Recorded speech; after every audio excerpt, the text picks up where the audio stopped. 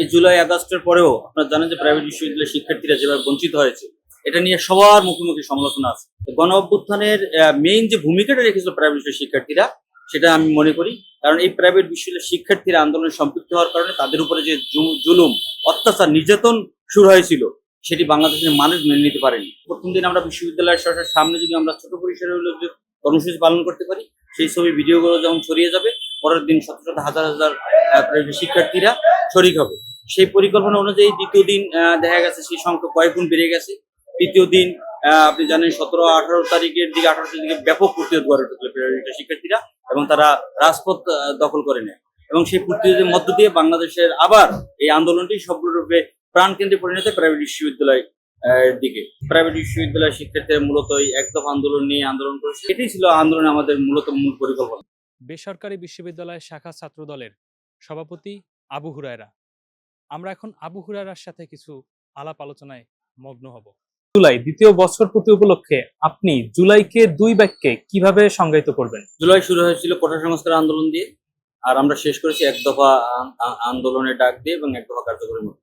এভাবে আমি বলবো যে জুলাইতে ছিল দুটি পার্ট: কোটা সংস্কার আন্দোলন, এক দফা আন্দোলন। প্রাইভেট বিশ্ববিদ্যালয়ের শিক্ষার্থীরা মূলত এই এক দফা আন্দোলন নিয়ে আন্দোলন করেছে। এক দফা বাংলাদেশে এটি ফ্যাসিস্ট, এটি দীর্ঘদিনের অপশাসনের অবসান ঘটেছে এক দফার মাধ্যমে।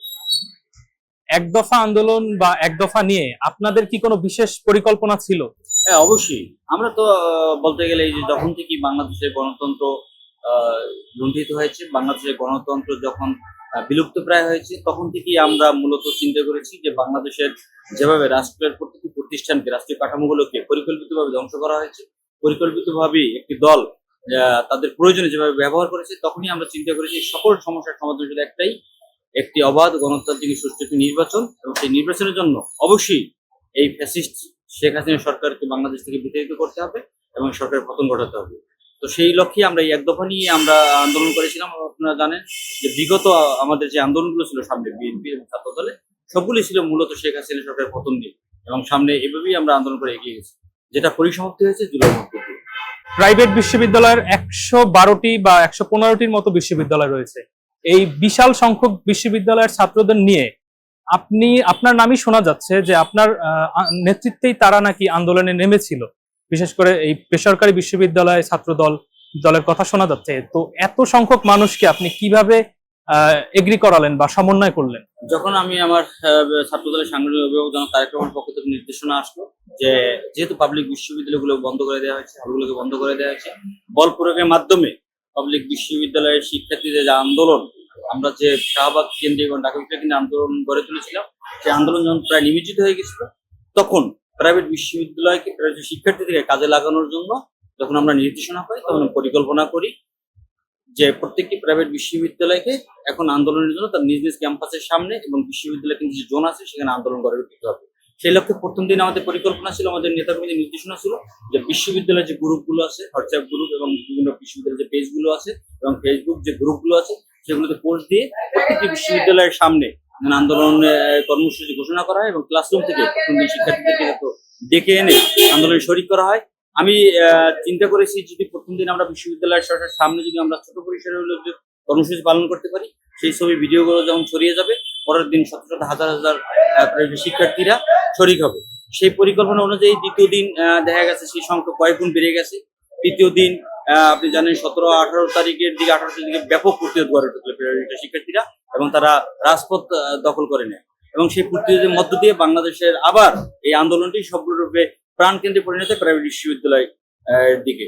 তো সেই লক্ষ্যে আমরা যখন আগালাম, আমরা আমাদের পরিকল্পনা যখন কাজ করলাম এবং আমরা আমাদের যে পরিকল্পনা ছিল সে সম্পূর্ণরূপে বাস্তবায়ন এবং এটা আমরা ভালো একটি আউটপুটও পাই সেখান থেকে।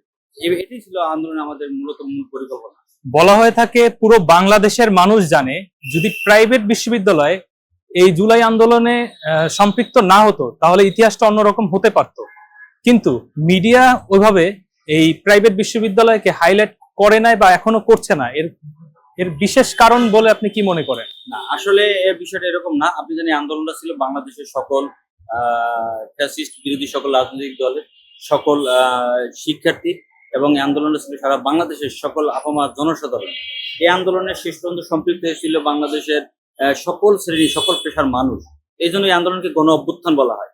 তো গণ অভ্যুত্থানের মেইন যে ভূমিকাটা রেখেছিল প্রাইভেট বিশ্ববিদ্যালয়ের শিক্ষার্থীরা, সেটা আমি মনে করি। কারণ এই প্রাইভেট বিশ্ববিদ্যালয়ের শিক্ষার্থীরা আন্দোলনে সম্পৃক্ত হওয়ার কারণে তাদের উপরে যে জুলুম, অত্যাচার, নির্যাতন শুরু হয়েছিল, সেটি বাংলাদেশের মানুষ মেনে নিতে পারেনি।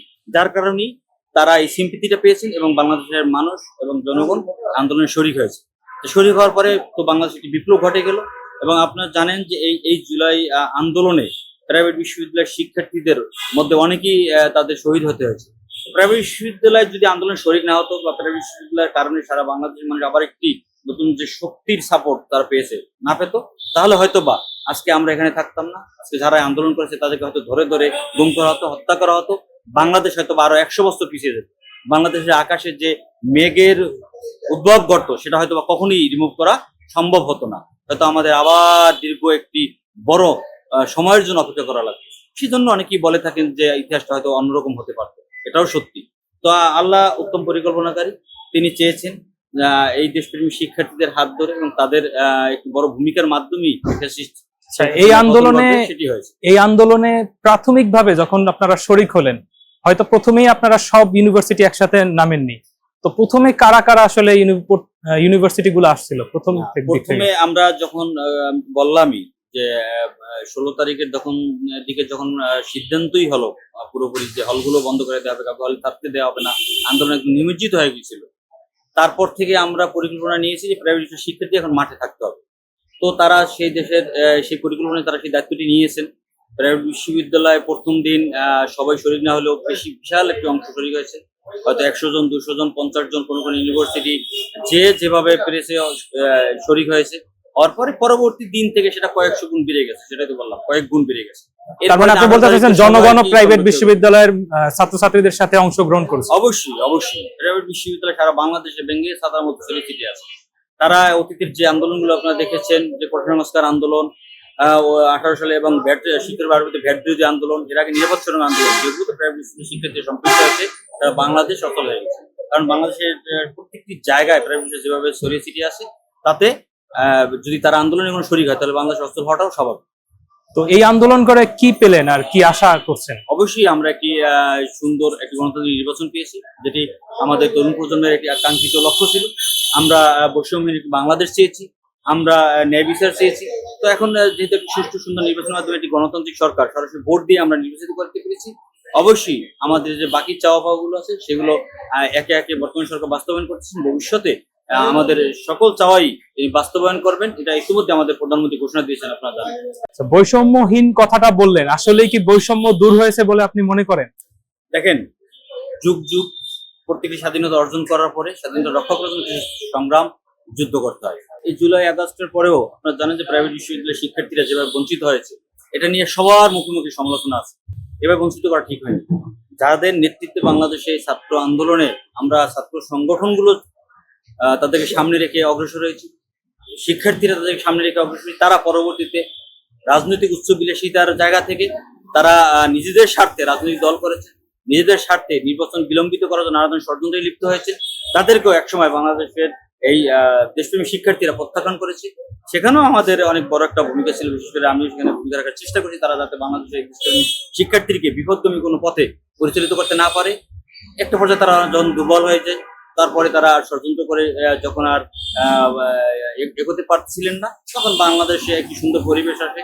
বাংলাদেশের জাতীয়তাবাদী দলে সবসময় চেয়েছে বাংলাদেশ একটি সুন্দর নির্বাচনের দিকে এগিয়ে যাক। আসন্ন ছাত্র দলের যে কমিটি আসছে, আপনার কি মনে হয় দল আপনাদের মূল্যায়ন করবে? জানেন যে আমাদের বর্তমান প্রধানমন্ত্রী ছাত্র দলের সাংগঠনিক অভিভাবক জনাব তারেক রহমান একের পর এক দায়িত্বে আসার পরে চমক দিয়ে আসছে। তিনি বিশাল একটি পরিবর্তনের যে বাতাস বাংলাদেশ উপর দিয়ে বয়ে যাচ্ছে, এই যে পরিবর্তনের যে সুর তিনি তুলেছেন বাংলাদেশের আকাশে, অবশ্যই আমি মনে করি আগামী ছাত্র দলের কেন্দ্রীয় কমিটিতেও একটি চমক আসবে। অবশ্যই জুলাই অবদান রাখা এই দেশের শিক্ষার্থীদেরকে তিনি মূল্যায়ন করবেন এবং তাদের প্রতিনিধি হিসেবে তিনি অবশ্যই ছাত্র দলের কমিটিতে মূল্যায়ন করবেন বলে আমি আশা করি।